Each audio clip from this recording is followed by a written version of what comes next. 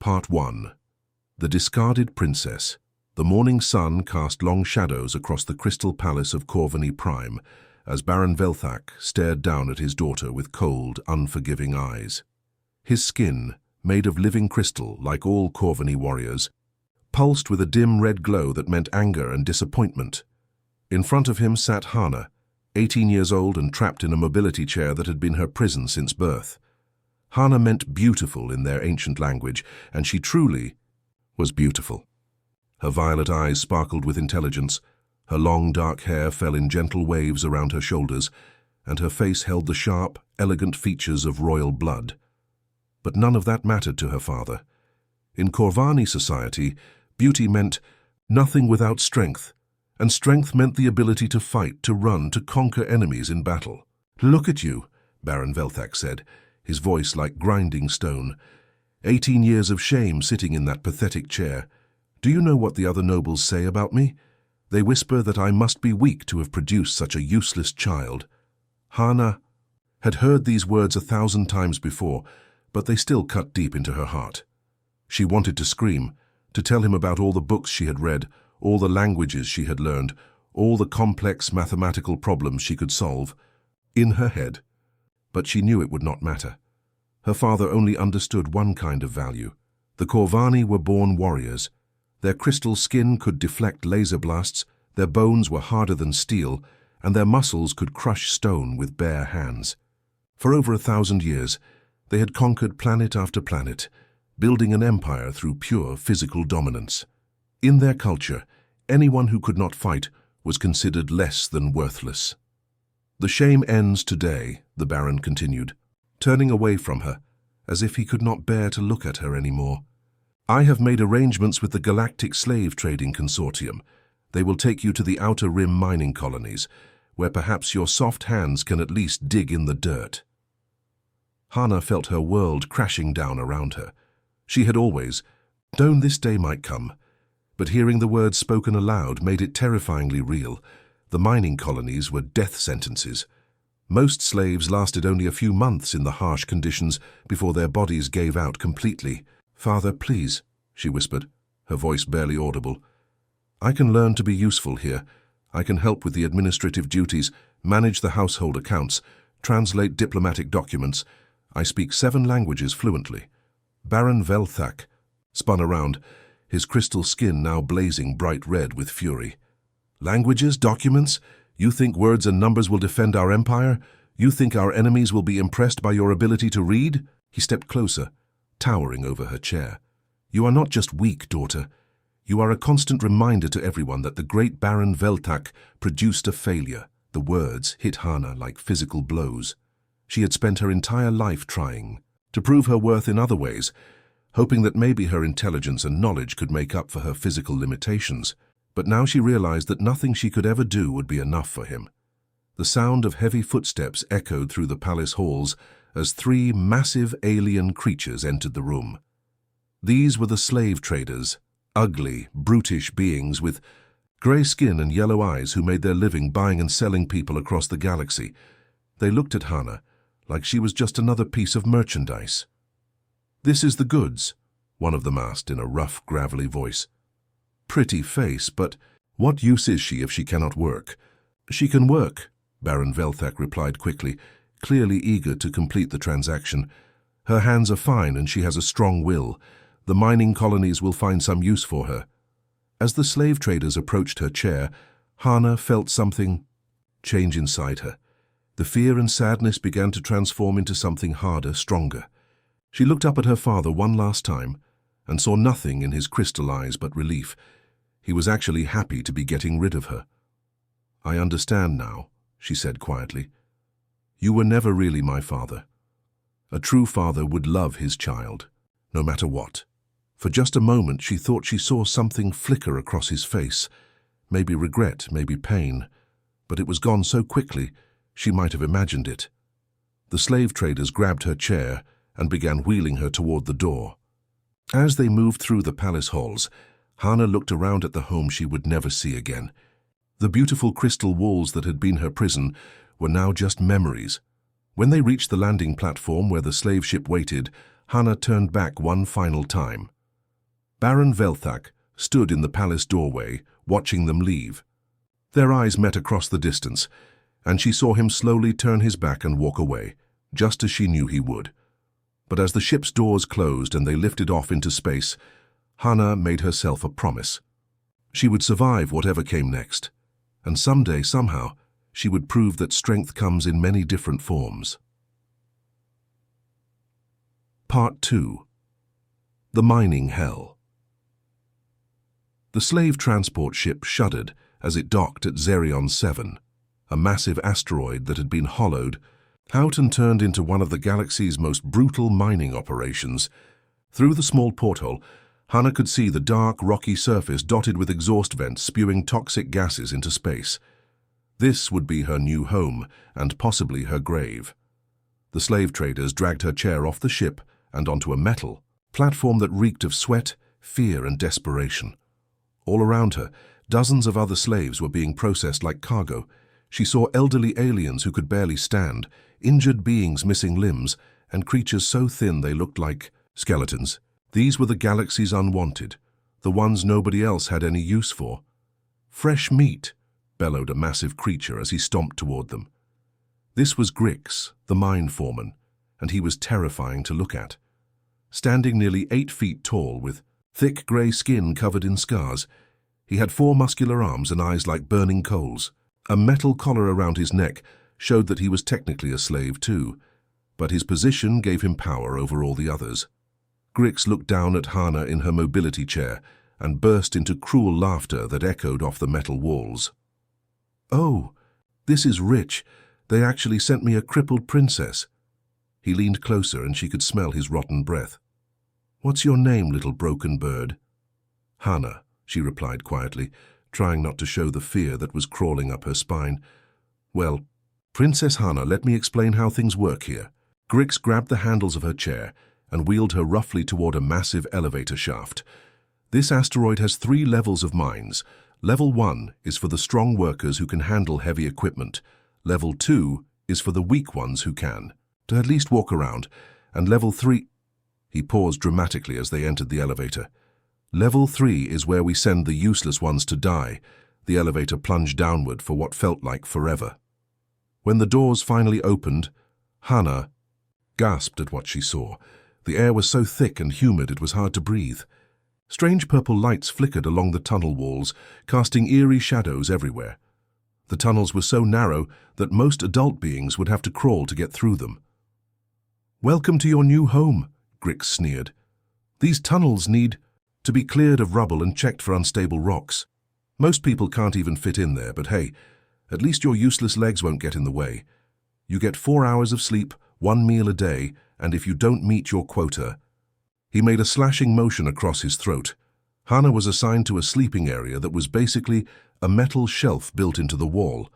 Around her were about 30 other slaves, all in various states of exhaustion and despair. There was Grix, an old alien whose wing had been badly damaged in an accident. Next to him lay Vera, a young creature from a peaceful planet who had been captured during a raid. Everyone looked defeated, like they had already given up on ever seeing sunlight again.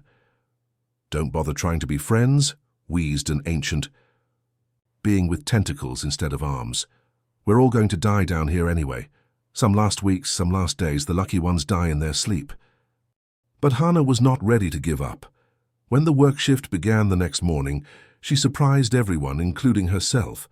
The narrow tunnels that seemed impossible for others to navigate were actually perfect for someone in her position. She could squeeze through spaces that would trap larger beings, and her strong arms and shoulders allowed her to move rocks and debris with surprising efficiency.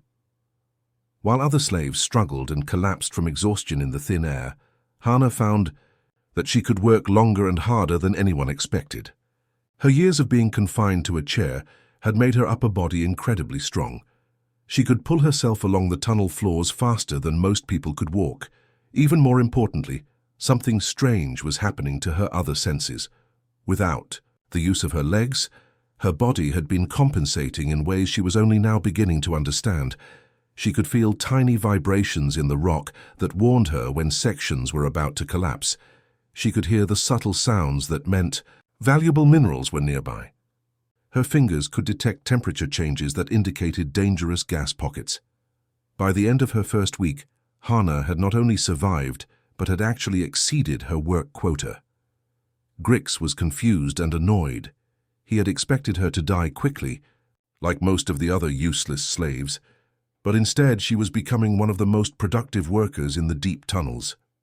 "I don't understand it," he grumbled to his assistant. "The little princess is actually useful down there. Maybe we should have been putting cripples in the deep mines all along." But for Hana, each day was still a brutal fight for survival. The work was exhausting. The food was barely enough to keep her alive, and the constant danger of cave-ins meant that death was always just one mistake away. She went to sleep each night wondering if she would wake up the next morning. Yet something inside her refused to break. Every time she wanted to give up, she remembered her father's words about being useless and worthless. She was determined to prove him wrong, even if no one would ever know about it. She would survive this place, and she would find a way to become stronger than anyone ever imagined possible. Part 3. The Human Arrives. 3 months had passed since Hana arrived at Zerion 7, and she had somehow managed to survive what most considered impossible. Her body had grown even stronger, her senses sharper, and her determination harder than the asteroid rock around her. But the constant strain was taking its toll. She had lost weight she couldn't afford to lose, and exhaustion followed her everywhere, like a shadow. On this particular morning, something unusual was happening on the mining colony. Word spread quickly through the slave quarters that inspectors were coming from the Galactic Humanitarian Council. Most of the slaves didn't dare hope that anything would change, but there was a buzz of nervous energy in the air. "Don't get excited," Grix warned them during the morning briefing. "These inspections happen sometimes. They come, they look around, they file a report, and nothing changes. Just do your work and keep your mouth shut." But this inspection was different. For the first time ever, they were sending a human to check on the mining operations. Most aliens in the galaxy looked down on humans as a primitive species that had only recently discovered space travel. They were considered weak, emotional, and far too concerned with things like feelings and individual rights. Engineer Minho stepped off the transport ship, wearing a simple grey uniform with the humanitarian council badge on his chest. He was young, maybe in his early 30s, with kind dark eyes and an expression that seemed to take in everything around him. Unlike the cold, calculating looks that most advanced species gave to problems, Minho looked at the mining colony like he actually cared about what he found there. "I'm here to conduct a full inspection of working conditions and slave welfare," he announced to the mine administrators. His voice was calm but firm, carrying an authority that surprised many of the aliens present. Humans might be new to galactic politics, but they had a way of making their presence felt. The administrators tried to give him the standard tour, showing him only the upper levels where conditions were better and the stronger slaves worked. But Minho was thorough. He insisted on seeing everything, including the deep tunnels where most inspectors never bothered to go. "We really don't recommend Level 3, the head administrator said nervously. "It's dangerous down there, and frankly, the workers assigned to that area are, well, they're not really worth your time." "Every being is worth my time," Minho replied simply. "That's why I'm here." When the elevator descended to Level 3, Minho immediately noticed how much worse the conditions were. The air was thick and hard to breathe, the lighting was poor, and the tunnels were so narrow they seemed designed more for punishment than productivity. He could hear the sounds of people working in spaces that seemed impossible for anyone to navigate. It was in tunnel section C7 that he found her. Hana had been working for 14 hours straight, trying to clear a rockfall that had blocked access to a valuable mineral vein. Her water ration had run out hours ago, and exhaustion was making her movements slow and clumsy. When she tried to lift a particularly heavy rock, her strength finally gave out and she collapsed. Minho heard the sound of falling stones and immediately crawled into the narrow tunnel to investigate. What he found shocked him. A young woman in ragged clothes was lying unconscious next to her overturned mobility chair, her hands bleeding from the sharp rocks and her lips cracked from dehydration. But what struck him most was not her condition, but something else entirely. While other species would have seen a broken slave who was no longer useful, Minho saw something different. He saw the incredible modifications she had made to her mobility device using scrap metal and mining equipment. He saw the careful way the tunnel had been cleared, showing both intelligence and skill. He saw evidence of someone who refused to give up despite impossible circumstances. "Hey there," he said softly, kneeling beside her and gently checking for injuries. His voice was warm and concerned, so different from the harsh commands and cruel laughter she was used to hearing. "Let's get you some water." He pulled out his personal water container and carefully helped her drink. As Hana's eyes fluttered open, she found herself looking into a face that showed genuine kindness and concern. For a moment, she thought she might be hallucinating from dehydration. Who are you?" she whispered. "My name is Minho. I'm here with the Humanitarian Council." He helped her sit up slowly, supporting her with surprising gentleness. "What's your name?" "Hana," she replied, still not quite believing this was real. "Are you really human?" Minho smiled, and it was the first truly warm smile she had seen in months. "Yes, I am, and you're going to be okay, I promise you that." As he helped her back into her mobility chair and gave her more water, Hana felt something she had almost forgotten existed: hope. This stranger, this human who had crawled into a dangerous tunnel to help someone he didn't even know, represented something she had thought was lost forever in the galaxy. "Why did you help me?"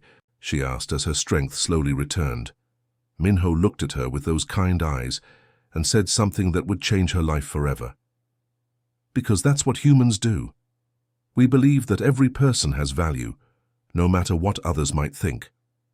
And I have a feeling you're much stronger than anyone realizes."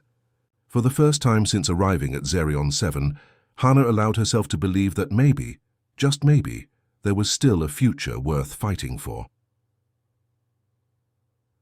Part 4. Discovering hidden gifts. Over the next few days, Minho found himself returning to level 3 again and again, always with some official reason for his inspection. But the truth was, he was fascinated by Hana and the way she had adapted to survive in conditions that would have broken most people. Each time he visited, he noticed something new that amazed him. The first thing that caught his attention was how she moved through the tunnels. While other workers struggled and got stuck in the narrow passages, Hana flowed through them like water. She had developed her own technique of using her arms and shoulders to pull herself along, moving faster through the tight spaces than people with working legs could walk through the wider areas above. "How do you do that?" Minho asked one afternoon, as he watched her navigate a particularly difficult section of tunnel that had several sharp turns. Hana paused in her work and looked back at him with surprise. "Do what?" "Move like that. You make it look so easy, but I've seen workers twice your size get stuck in passages half as wide as this one." She shrugged, not understanding why he found it interesting. "I guess I've just gotten used to it. When you can't use your legs, you learn to use everything else better." That comment made Minho think. As an engineer, he was trained to notice patterns and solve problems, and he was beginning to see that Hana had unconsciously solved problems that others didn't even realize existed. Over the following days, he started paying closer attention to exactly how she worked. The breakthrough came during what should have been a disaster. A section of tunnel in Area B5 had been showing signs of instability, but the mine supervisors had decided it was safe enough to continue working. Hana was assigned to clear debris from that section when she suddenly stopped working and pressed her ear against the tunnel wall. "Something's wrong," she said quietly to Minho, who had been observing her work. "The rock sounds different here. It's making tiny cracking noises that weren't there yesterday." Minho listened carefully, but heard nothing unusual. "Are you sure? It sounds normal to me." "No, listen." She pressed her hand against the wall and closed her eyes. "Can you feel that? There's a vibration, very small, like the rock is shifting." Minho placed his hand next to hers and concentrated. After a few moments, he felt it too, a barely noticeable tremor that came and went in irregular patterns. His engineering training immediately recognized what this meant. "We need to evacuate this section right now," he said urgently.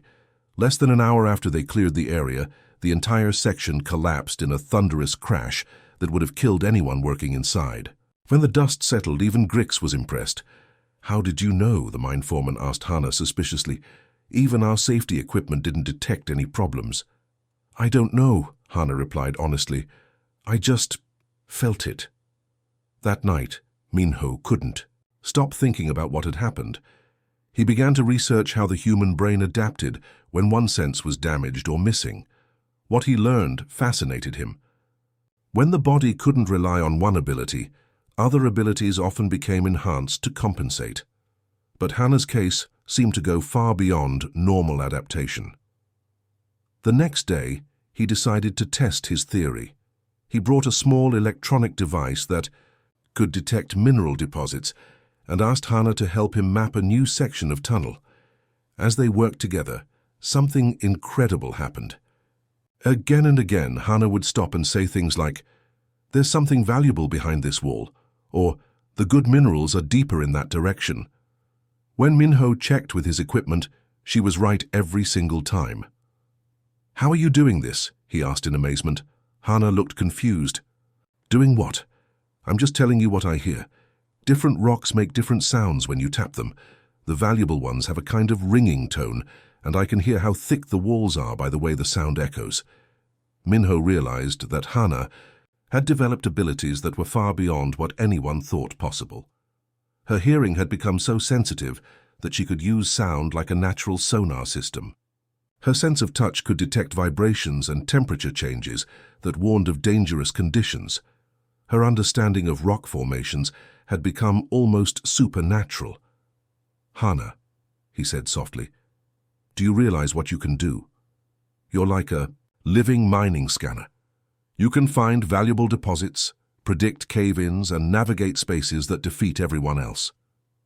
For the first time since her childhood, Hannah felt something she had almost forgotten existed: pride in herself.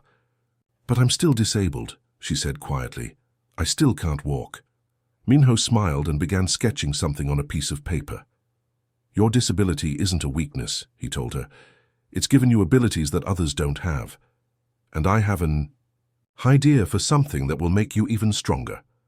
He showed her his sketch, a design for a completely new kind of mobility device built specifically for the mining tunnels. It would use the salvaged equipment around them, but engineered properly, to give her even more freedom and capability. "You want to help me build this?" Hannah asked, hardly daring to believe it. "I want to do more than that," Minho replied.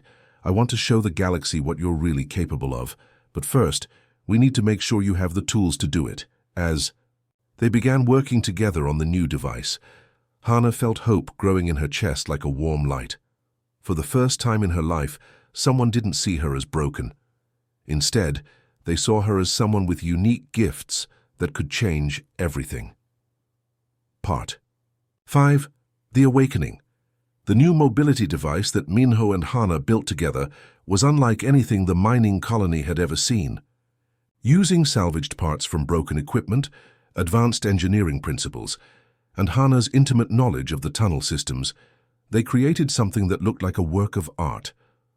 The device was sleek, efficient, and perfectly designed for navigating the narrow spaces where Hannah did her best work, but more importantly, it represented something that had never existed in Hannah's life before. Someone believing in her enough to invest time and effort in making her stronger. "Try it now," Minho said as he made the final adjustments to the mechanical arms that would help her pull herself through tight spaces. Hannah settled into the new device and immediately felt the difference. It moved like an extension of her own body, responding to her slightest movement and amplifying her natural strength. When she tested it in the tunnels, she moved faster and more smoothly than ever before. "This is incredible," she whispered, tears forming in her eyes. "I've never felt so free." As word spread about Hannah's amazing new equipment, other slaves began approaching them with requests for help. It started small. An old alien named Crix asked if Hannah could check whether a tunnel section was safe before he entered it. She pressed her hand against the wall, listened carefully, and told him about a weak spot that could collapse if disturbed. When he avoided that area and worked safely for the entire shift, Word spread quickly. Within days, slaves from all 3 levels were quietly asking for Hana's advice. Could she tell them where to find the best mineral deposits so they could meet their quotas faster? Could she predict which areas were dangerous so they could avoid deadly accidents? Could she help them navigate the maze-like tunnel system more efficiently? Working together, Minho and Hana began secretly creating detailed maps of the most valuable mining sites. Her incredible sensory abilities could locate precious metals and rare crystals that the official surveys had missed completely. His engineering knowledge helped them understand the geological structures and plan the safest ways to extract the materials. "Look at this," Minho said one evening as they reviewed their work. "In just 2 weeks, you found more valuable deposits than the official survey teams discovered in 6 months. Do you understand how remarkable that is?" Hana studied the maps they had created, still amazed by what they had accomplished together. "I never thought my differences could be useful to anyone." "Your differences aren't just useful," Minho replied. "They're revolutionary. You're changing how people think about mining, about disability, about what's possible when someone refuses to give up." Their success couldn't stay hidden forever. Other slaves began talking about the miracle princess who could see through solid rock and predict the future. The stories grew larger with each telling, but the core truth remained the same.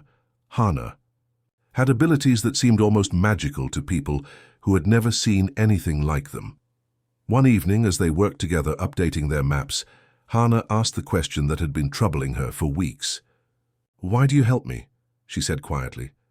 "I mean, really help me. You could have filed your inspection report and left like all the others. You could have forgotten about a broken slave in the deep tunnels. Why did you stay?"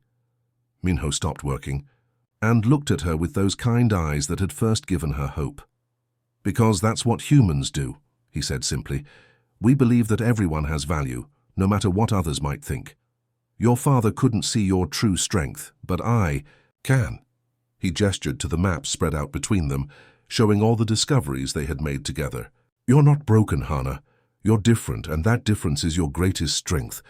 The galaxy needs people who can see things others miss, who can find solutions where others see only problems." Those words hit Hana like a revelation. For the first time in her life, someone was telling her that being different wasn't something to be ashamed of or apologize for. It was something to be proud of, something that made her valuable in ways her father had never understood.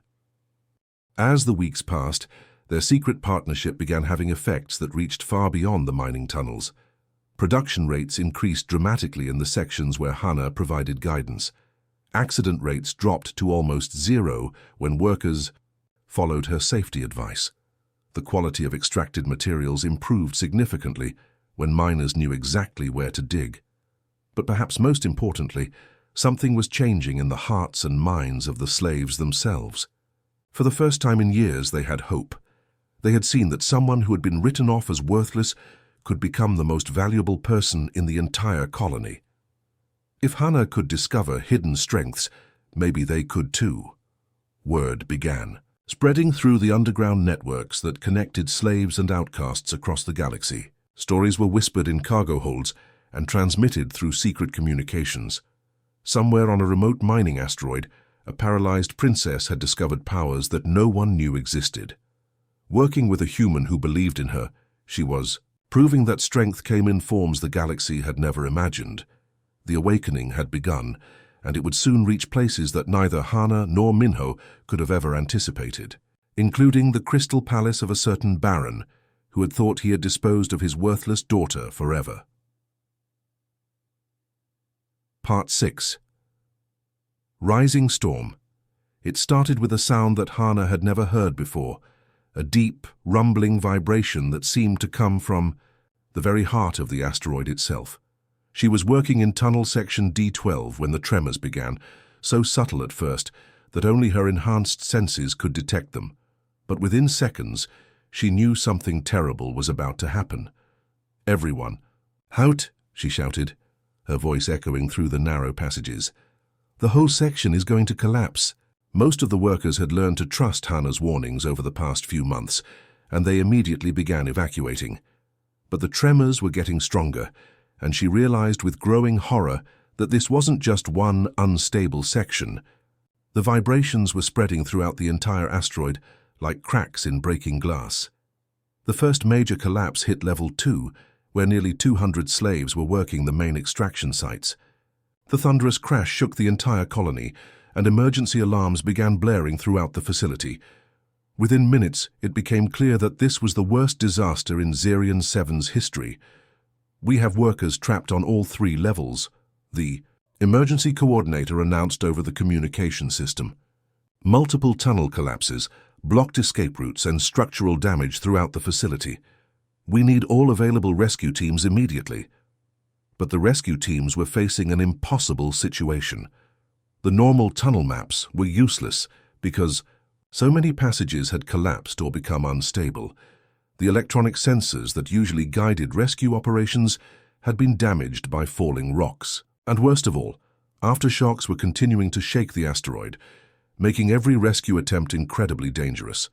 That's when Minho made a decision that would change everything. "We need Hana," he told the emergency coordinator. "She can navigate the damaged tunnels and locate trapped workers better than any equipment we have." The coordinator, a stern alien who had always viewed slaves as disposable, looked skeptical. "You want to risk our most important rescue operation on a crippled slave girl?" "That crippled slave girl has abilities that could save hundreds of lives," Minho replied firmly. "Trust me on this." For the next 18 hours, Hana became the most important person on Zerion 7. Using her incredible sensory abilities, she guided rescue teams through maze-like passages of twisted metal and fallen rock. She could hear the faint sounds of trapped workers calling for help through tons of debris. She could feel which tunnel walls were stable enough to support rescue equipment and which ones would collapse if disturbed. "There are 3 workers trapped behind this wall," she would tell the rescue teams, pressing her ear against a seemingly solid rock face. "They're about 12 feet back, and there's an air pocket keeping them alive. If we dig at this angle, we can reach them without causing another collapse." Time after time, her predictions proved correct. Workers who everyone thought were dead were pulled from the wreckage alive. Rescue teams that would have been lost in the unstable tunnels found safe paths to follow. Even when her new mobility device was damaged by falling rocks, Hana continued working, crawling through spaces too dangerous for anyone else to enter.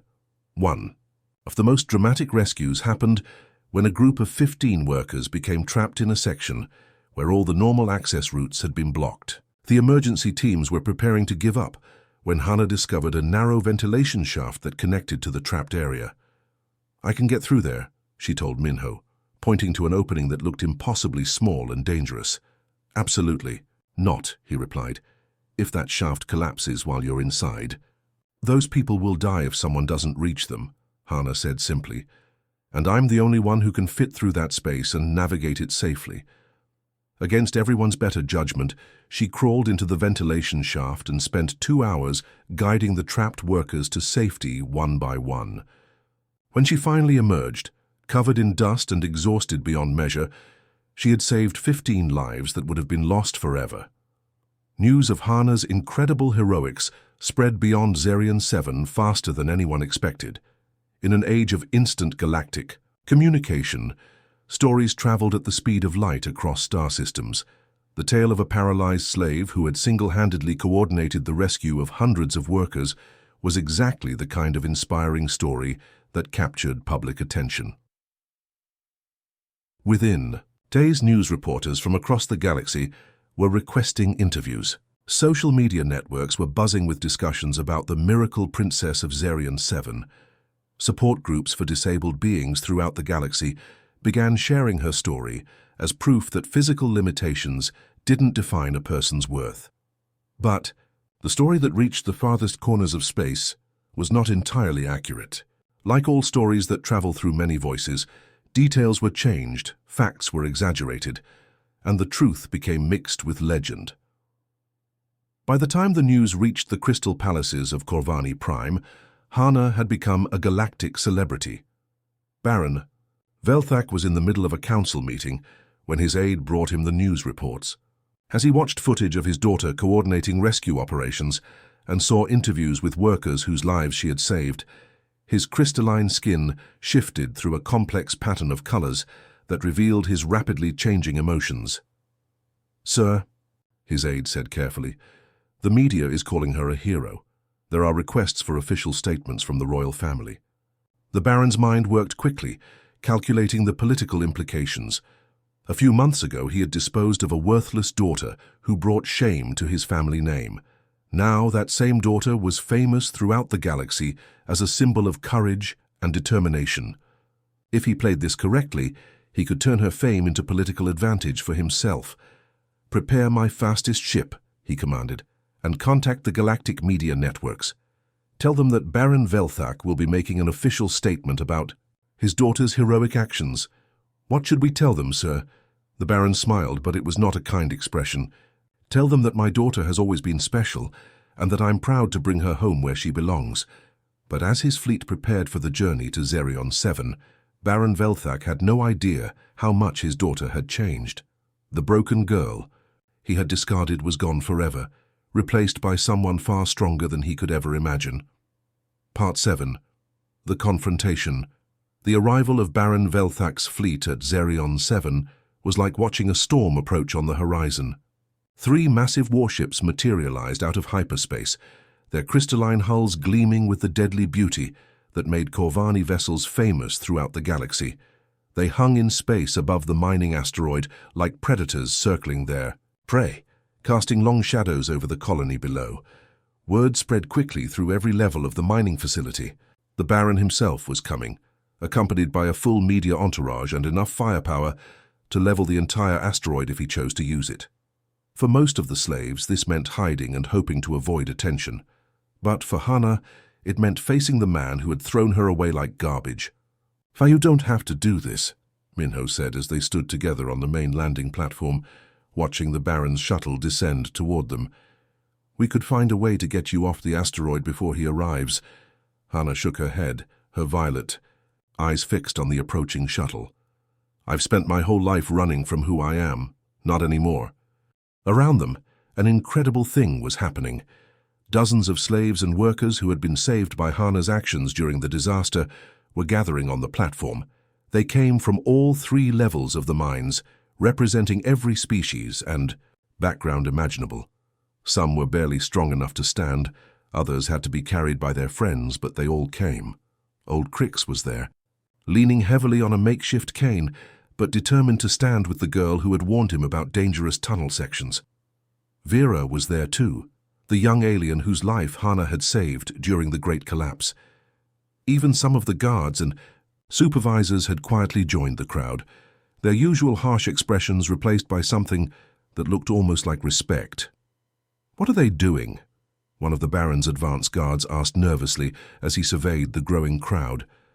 "They're showing support," Minho replied simply. "Something your Baron probably doesn't understand." When the shuttle finally landed and its doors opened, Baron Velthak stepped out in all his terrible glory. His crystalline skin was polished to a mirror shine, and he wore robes that probably cost more than most beings made in a lifetime. Behind him came a parade of media reporters, political advisors and armed guards, all eager to witness this historic reunion.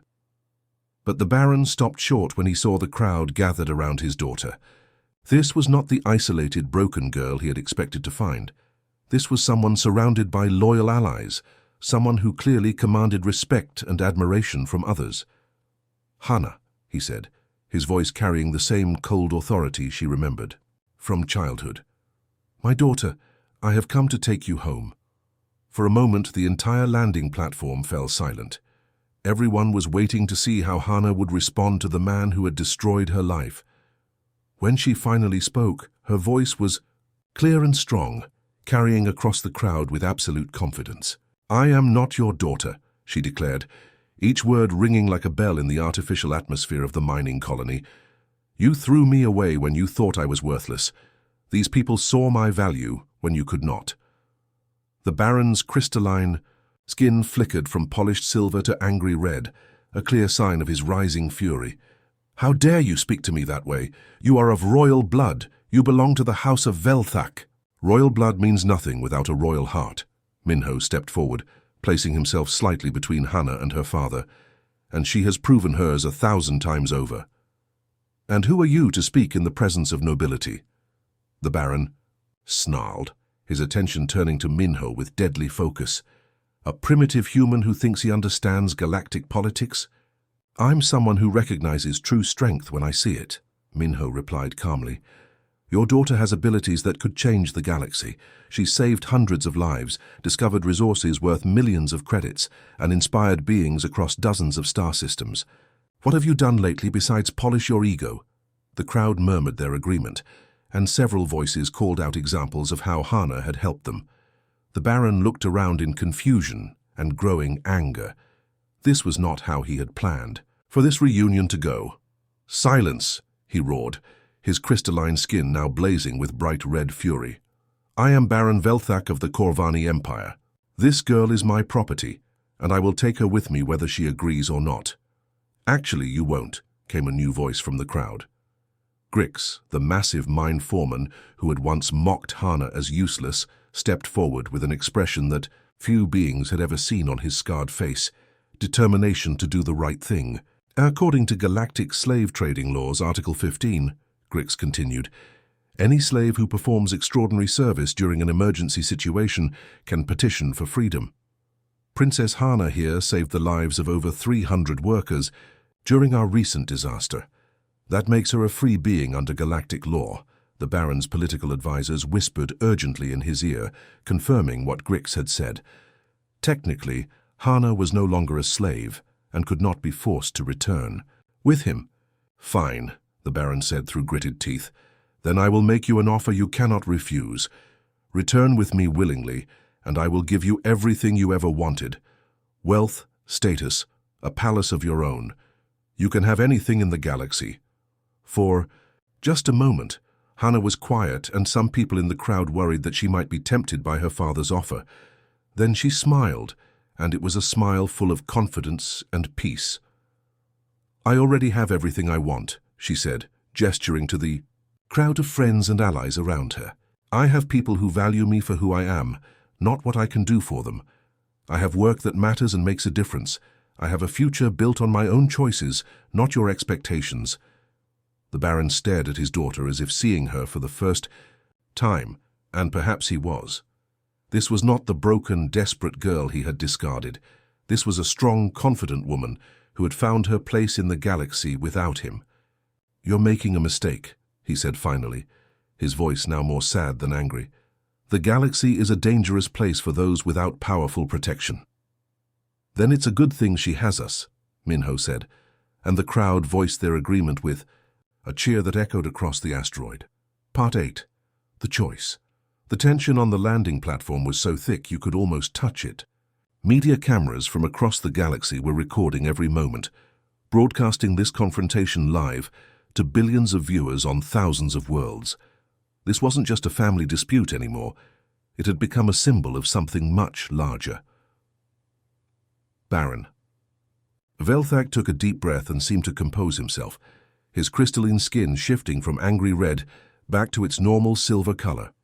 When he spoke again, his voice carried the smooth, practiced tone of a politician who was used to getting what he wanted through negotiation rather than force. Perhaps I was too hasty in my approach, he said, spreading his arms in what might have been meant as a gesture of peace. Hana, my dear daughter, let me make you a proper offer, one worthy of who you have become. He gestured toward his gleaming ships hanging in space above them. Return with me to Corvani Prime, and I will give you everything you could ever want. Your own palace, designed specifically for your needs, unlimited resources to develop your remarkable abilities, a position of honor in the royal court where your talents will be recognized and celebrated. The offer hung in the air like a beautiful lie. Several people in the crowd shifted nervously, wondering if Hana might be tempted by such incredible wealth and status. After all, she had spent months living in terrible conditions, barely surviving on scraps. Now her father was offering her luxury beyond imagination. You could have teams of the galaxy's best scientists studying your abilities, the Baron continued, his voice becoming more persuasive. Imagine what you could accomplish with proper resources and support. You could help people on a scale that Makes your work here look insignificant. He paused for effect, then played what he clearly thought was his strongest card. And of course, you would be saving all of your friends here as well. I could purchase the entire mining operation and improve conditions for everyone. No more dangerous work, no more starvation rations, no more treating people like disposable property. It was a masterful offer, designed to appeal to both Hana's personal desires and her obvious care for others. Several people in the crowd looked hopeful, wondering if this might actually be the best outcome for everyone involved. Minho watched Hana's face carefully, trying to read her expression. He had learned to trust her judgment completely over the past few months, but he also knew how difficult this choice must be for her. She had grown up in luxury before being cast out, and part of her must remember what that life had been like. Take your time to consider, the Baron said smoothly. This is an important decision, and I want you to make it with full knowledge of what I'm offering. But Hana was already shaking her head, a small smile playing at the corners of her mouth. I don't need time to consider, she said clearly. I already know my answer. She moved her mobility device forward so she could address both her father and the media cameras that were recording everything. When she spoke, her voice carried the confidence of someone who had discovered exactly who she was meant to be. Father, you're offering me everything except the one thing that actually matters. The freedom to choose my own path. You want to put me in a beautiful cage and use my abilities for your political gain. That's not a life, that's just a more comfortable form of slavery. The Baron's skin flickered with annoyance, but he maintained his diplomatic composure. You're being naive, Hana. In the real galaxy, power and resources are what allow you to help people. Without them, your impact will always be limited. You're wrong, Hana replied, gesturing to the crowd of people around her. My impact isn't limited. At all, it's just getting started. She turned to face Minho, who nodded encouragingly. Over the past weeks, they had been working on something that neither of them had told anyone else about yet. Now seemed like the perfect time to reveal it. While you were traveling here to claim me, Hana announced. Minho and I have been busy creating something new. We call it the Galactic Adaptive Alliance, the first organization dedicated to helping disabled beings across the galaxy discover their unique potential. The crowd erupted in excited murmurs. This was news to most of them, but it made perfect sense. Of course, Hana would want to help others who had faced the same kind of discrimination she had experienced. We've already received messages from dozens of worlds, Minho added, pulling out a communication device. Beings who heard Hana's story and want to learn how to turn their own differences into strengths. Scientists who want to study adaptive abilities. Activists who want to fight discrimination. Families who need hope for their children. This is bigger than one person or one planet, Hana continued. This is about changing how the entire galaxy thinks about disability, about worth, about what's possible when someone refuses to give up. The Baron's political composure was finally beginning to crack. You're talking about throwing away royal status for what? A charity organization that will struggle for funding and recognition. You could have everything and you're choosing nothing. I'm not choosing nothing, Hana said firmly. I'm choosing my family. She gestured to the crowd of former slaves, outcasts and workers who had gathered around her. These people loved me when I had nothing to offer but myself. They saw my value before I was famous, before I was useful to anyone's political agenda. They are my real family, and this is my real home. The silence that followed was broken by spontaneous applause that started with Minho and spread through the entire crowd. Even some of the Baron's own guards looked impressed by her speech. Baron Velthak stared at his daughter for a long moment, his crystalline skin cycling through a complex pattern of colors that revealed his internal conflict. Finally, his shoulders sagged slightly in what might have been defeat or perhaps, for the first time, genuine respect. I see, he said quietly. You have indeed become something I never expected. He turned toward his shuttle, then paused and looked back one more time. The offer will remain open, he said. If you ever change your mind. I won't, Hana replied with absolute certainty, as the Baron's fleet departed Xerion 7, disappearing into hyperspace with nothing to show for their journey. Hana felt a weight lift from her shoulders that she hadn't even realized she was carrying. For the first time in her life, She was truly free to be exactly who she chose to be, and what she chose was to change the galaxy, one person at a time. Part 9. New Horizons.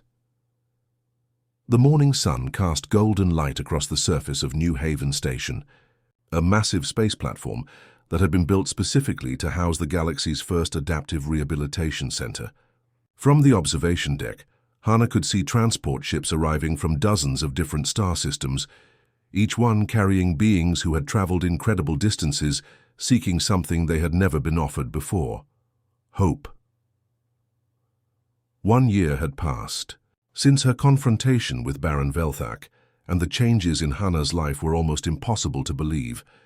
The scared, broken girl who had been sold into slavery was now the director of an organization that was changing lives across the galaxy. Her story had inspired millions, but more importantly, it had proven that disabled beings could accomplish things that others thought impossible. The morning transport from the Vega system just docked, Minho said, joining her at the observation window. He now served as the center's chief engineer and had become Hana's closest partner in building their dream into reality. They're bringing 17 new clients, including that young Zephyrian boy we've been expecting. Hana smiled as she watched the new arrivals making their way through the station's welcoming area. Each one had their own story of being rejected, abandoned, or told they were worthless because of their physical differences. But here at the center, those differences would become the foundation for discovering incredible new abilities. The Adaptive Rehabilitation Center was unlike anything that had ever existed in the galaxy. Built with technology from dozens of different species and designed according to principles that Hana and Minho had developed together, it was a place where beings could learn to transform their limitations into strengths. There was Kestra, a young girl from the crystalline Altarian species who had been born deaf. In just 6 months at the center, she had learned to use vibrations to communicate in ways that allowed her to hear conversations through solid walls. Her parents, who had once considered her damaged, now called her their miracle daughter. Another section of the center, an elderly proximan named Jorik, was working with mechanical limbs after losing his arms in an industrial accident. The prosthetics weren't just replacements for what he had lost. They were improvements that allowed him to work with precision and strength that surpassed his original abilities. But perhaps the most inspiring success story was happening right in front of them. A young alien child named Zephyr, who belonged to a species where walking was considered the most important life skill, was taking his first confident steps with mechanical legs that had been designed specifically for his unique physiology. "Look at that," Minho said softly, watching as Zephyr's parents cried tears of joy while their son walked toward them with a huge smile on his face. 6 months ago, his family was told he would never walk. Now he's moving better than most kids. His age. "That's the difference between giving up and finding another way," Hana replied. "His legs might be mechanical, but his determination is all his own." The center operated on principles that were revolutionary in galactic society. Instead of trying to fix people to make them fit into a world designed for the physically normal, they focused on helping each individual discover their unique capabilities and then created environments where those capabilities could flourish. They had developed new forms of communication for beings who couldn't speak, created mobility solutions for those who couldn't walk in traditional ways, and discovered that many conditions considered disabilities actually came with hidden advantages that could be enhanced and utilized. "The Galactic Council wants to fund 10 more centers like this one," Minho told her as they walked through the facility's main corridor. "Planets are competing to host them. You've started something that's going to spread across the entire galaxy, but..." Hana's attention was caught by something happening in one of the training rooms. A teenage girl from a water-based species was working with a team of engineers to develop a mobility system that would allow her to move efficiently on dry land while still maintaining her aquatic advantages. The girl's face was lit up with excitement as she tested the new equipment. "That's what makes it all worthwhile," Hana said, watching the girl's progress, seeing someone discover that they're not broken, just different. As they continued their walk through the center, they passed dozens of similar scenes. In the research laboratories, scientists from multiple species were working together to understand how the brain adapts when certain functions are limited. In the workshop areas, engineers were creating custom solutions for challenges that had never been addressed before. In the counseling centers, families were learning to see their loved ones' differences as sources of strength rather than shame. "Do you ever regret leaving your royal life behind?" Minho asked as they reached the center's memorial garden, where they had planted trees to honor beings who had died before discovering their true potential. Hana was quiet for a moment, thinking about the question. A year ago, she had been offered wealth, status, and power beyond imagination. Instead, she had chosen a life of service to others who faced the same struggles she had experienced. "You know what I learned about royalty," she said finally, her violet eyes bright with the purpose that now drove her life. "A crown means nothing if it sits on an empty head. Real royalty isn't about what you inherit. It's about what you choose to do with your life." She gestured to the bustling activity all around them, where beings from dozens of species were working together to help others discover their hidden strengths. "Here I am truly royal, not because of my blood, but because of what I choose to do with my life." Minho smiled, remembering the broken girl he had found, collapsed in a mining tunnel just over a year ago. The transformation was remarkable, but what impressed him most was that Hana had never lost her compassion for others who were struggling. "Your father would be amazed if he could see you now," he said. "Maybe," Hana replied, "but his opinion doesn't matter anymore. What matters is that every day we're proving that strength comes not from what the body can do, but from the courage to see beyond any limitation." As the day continued and new arrivals kept coming to the center, Hana felt a deep satisfaction that she had never experienced during her years in the Crystal Palace. This was where she belonged, not ruling over others, but helping them discover the rulers within themselves. Together, she and Minho had built something that would outlast them both. In a galaxy that often discarded the broken, they had created a place where everyone could discover their true worth. And that, Hana knew, was the most royal achievement of all.